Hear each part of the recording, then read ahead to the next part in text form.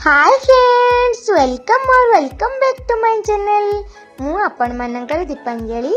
आज आमर Sunday special chicken दम बिरयानी होची।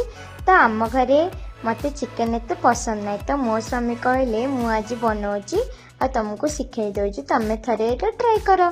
तो तांके सब गुंडा गुंडी पकई देले। फर्स्ट हल्दी गुंडा, मर्च गुंडा, गरम मसला, चिकन मसला, अदा रसुण पेस्ट, पियाज पेस्ट, लुण आ गोटा मसला जहाँ जहाँ सब थिला, अलैच, लवंग, गुजराती, बड़ अलैच, तेजपत्र सब पकई सारा पर टिके लेंबू चिपटी देले। आ मत कहले तुम सब भल भाव मिक्स कर दियो। तो मु भल भाव मिक्स करदेली। आपण मैंने मो चैनल को देखापी लाइक शेयर सब्सक्राइब कर दिंतु। तो तांके टिके सोरिष तेल पकईदेले, ताकू मु भल भाव पुणी थे मिक्स करदेली। तापर ऊपर टिके दही पकईदेले। दही पकई सारा पर दही पकईले, दही फ्लेवर भी बढ़िया लगे, किंतु यहाँ खटा अंश किसी रहे। चिकेन टा भल भाव मिक्स हो जाए। तो तापर टिके काश्मीर रेड चिल्ली पकई देकरी 10 मिनट पर्यंत मैरिनेट करने छाड़देली। तो आ गोटे फ्राए पैन बसईकरी लंबा लंबा करी पियाज सब काटी देती, से सब को फ्राए करदेली। तो बिरयानी रे पियाज फ्राए पकईले बिरयानी रे फ्लेवर टा बढ़िया लगे, आ तार कलर भी भल आसे।